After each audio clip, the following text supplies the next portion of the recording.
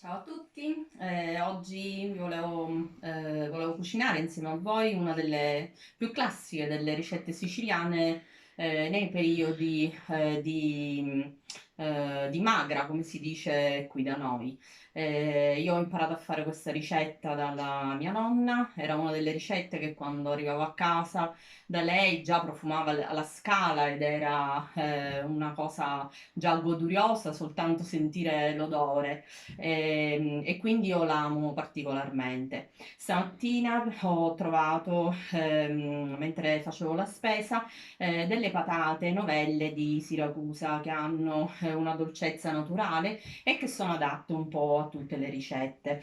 Io già mi sono portata avanti con il lavoro perché questa è una ricetta che prevede delle patate bollite, ma stamattina appunto le patate novelle erano molto piccole di questa dimensione, quindi le ho fatte cucinare in pentola a pressione per 20 minuti e poi ho cominciato già a togliere la buccia. Quindi togliamo la buccia alle nostre patate che poi dovremo passare o schiacciare. Io userò una semplice forchetta e poi cominceremo a comporre le nostre polpette. In Sicilia noi facciamo polpette un po' con tutto, facciamo le polpette con la carne tritata, facciamo le polpette con le melanzane, con le zucchine e prossimamente vi farò anche vedere queste ricette. Durante le mie cooking class uso spesso pochissimi ingredienti messi insieme. Io dico sempre che la regola del 5 è quella perfetta.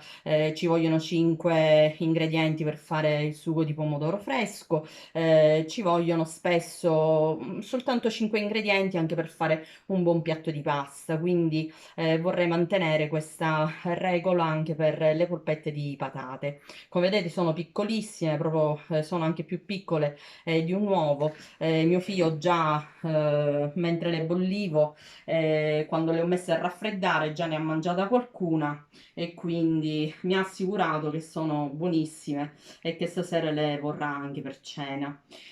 Quindi sbucciamo le patate e poi andremo a fare le polpette. Ci serviranno anche del pangrattato, delle uova, del prezzemolo e poi del formaggio grattugiato. I miei figli spesso mangiano il ragusano siciliano, quindi io ne avevo un po' messo da parte in frigorifero e l'ho grattugiato e l'ho già preparato. Qui ho preso del prezzemolo appena raccolto dal mio nuovo orto. Quest'anno posso avere l'orto e quindi ho del prezzemolo, ma l'ho già un po' tritato da poter inserire dentro le polpette. Ho delle uova, sono delle uova ragusane, che si spiccicano. Di solito uso le uova delle mie galline, ma in questi giorni sono in vacanza, quindi non mi stanno dando il piacere di poter avere le loro uova fresche ogni mattina.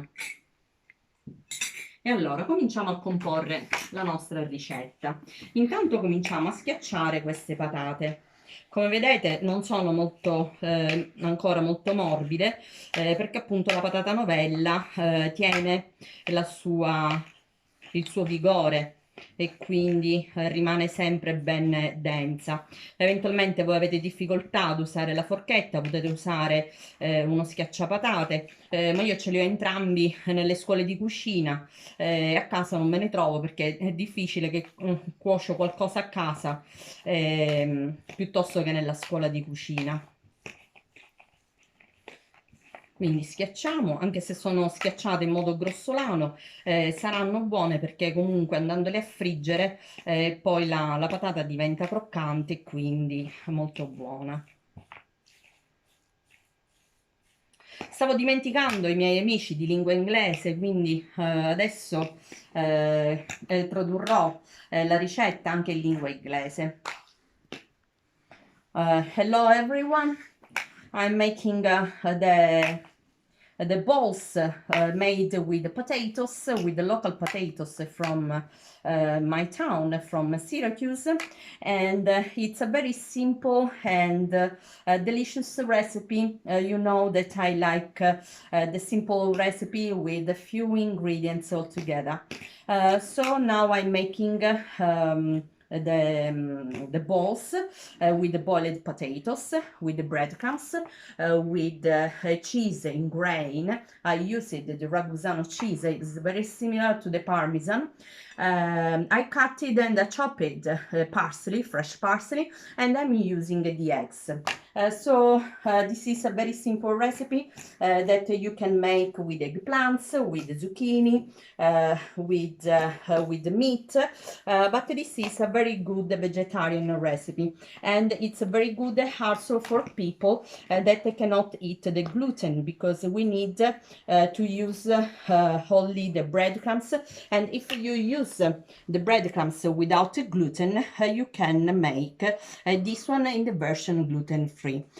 La stessa cosa vale per gli amici italiani. Avevo dimenticato di dirvi che questa è un'ottima ricetta da poter preparare per chi ha la necessità di nutrirsi con ricette gluten free. Quindi basta sostituire il pangrattato con un pangrattato gluten free e potrete ottenere una buona ricetta, anche per cambiare un po' il menu, gluten free, e sarà deliziosa. Possono essere cucinate sia fritte che al forno.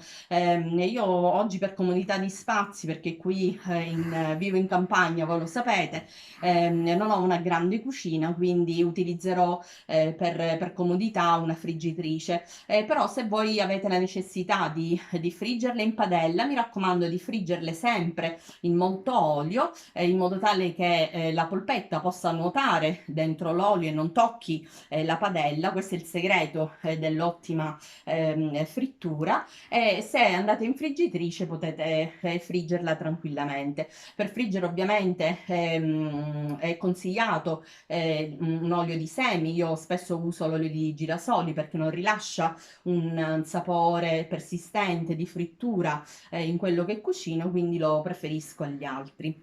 Allora, adesso noi abbiamo qui le patate schiacciate, e aggiungiamo gli altri ingredienti. Quindi andiamo ad aggiungere il prezzemolo tritato. Un po' gli ingredienti sono molto simili a quelli delle polpette di carne, quindi una bella manciata di ragusano. A noi piacciono belle saporite. Poi vado ad aggiungere almeno un paio di uova. Questo dipenderà un po' dall'assorbimento delle patate. E poi vado ad aggiungere del pangrattato, in modo tale da poter cominciare ad impastare le polpette. Non ho aggiunto sale, questo non per dimenticanza, ma semplicemente perché il nostro ragusano, soprattutto se è un ragusano stagionato, potrebbe risultare molto salato, quindi non aggiungo al momento il sale, ma eventualmente poi lo aggiungerò dopo la cottura. I'm making the balls with the smashed potatoes. I did add the parsley, the chopped parsley, 2 eggs, and a few breadcrumb spoons. In this moment, I'm making the dough of the balls. And I didn't add salt. This because the cheese that I'm using can be very salty, and when you are using the salty cheese, then you must you must use attention with the salt, because then you cannot take off from a recipe the salt when is a lot, but you can add. So I can suggest suggest to you to add at the end after the cooking time. Now the dough is very soft, so in this way you will have a very good dough for your balls. And now there is the secret of the 2 spoons. I just told you that to make the balls, sometimes is good to use 2 spoons to have the shape of the balls. Adesso sto usando 2 cucchiai per formare le quenelle di patate, le nostre polpette, e per metterle in cottura. Dato che sono delle patate novelle, spesso non si può sapere il loro grado di assorbimento delle uova e del pangrattato, quindi io vi consiglio di farne una, di metterla in cottura e di vedere un po' se tutti gli ingredienti stanno insieme prima di andare a friggere tutte le altre. Quindi stiamo vedendo che la polpetta sta cucinando senza grossi problemi, quindi possiamo andare a mettere in cottura anche le altre. In questo modo sarà semplice avere le polpette tutte della stessa dimensione e tutte della stessa forma. Perché a volte quando le facciamo a mano le polpette hanno tutte dimensioni diverse, hanno tutti tempi di cottura diverse e tutte forme diverse. È bello perché soprattutto quando le polpette vengono fatte dalle nonne sono sempre buone, anche se hanno una forma diversa non ha alcuna importanza, ma io, come voi sapete, lavoro spesso come chef a domicilio e i miei clienti, anche se sanno che non sono capace di fare ricette chissà quanto eleganti e vogliono la sostanza siciliana nelle ricette, perlomeno un minimo di forma la devo garantire. Quindi guardate qui, io già sto per uscire dalla cottura le polpette, sono belle gonfie e dorate. Aspetto altri 2 minuti e poi vi faccio vedere al termine la cottura. Le riprese le sta facendo mio marito e già l'odore penso che lo sta facendo svenire. Non vediamo l'ora di assaggiarle e quindi penso che anche voi non vedrete l'ora di ripetere questa ricetta a casa, che è molto semplice e, come avete visto, non mi sono tradita sull'uso di pochissimi ingredienti per poter realizzare questa ricetta. For my friends in English, I used the spoons to make the balls, and then I put inside the oil to fry them. I would like to have the same shape of the balls, so you can have the same time of cook. And then it will be more easy and more pretty to put in a plate to make your dinner or your lunch. You know very well that I like the finger food parties with my friends.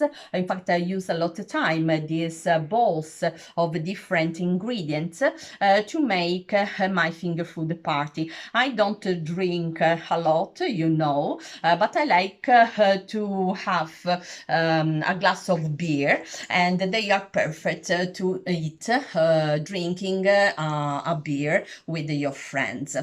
Dicevo che io non sono una che beve moltissimo, chi mi conosce lo sa, mi ubriaco molto facilmente, infatti mi prendono tutti in giro, però amo bere la birra artigianale siciliana e questa è una di quelle ricette che si adatta benissimo e si abbina benissimo a molte birre. Quindi buon appetito e ci vediamo alla prossima.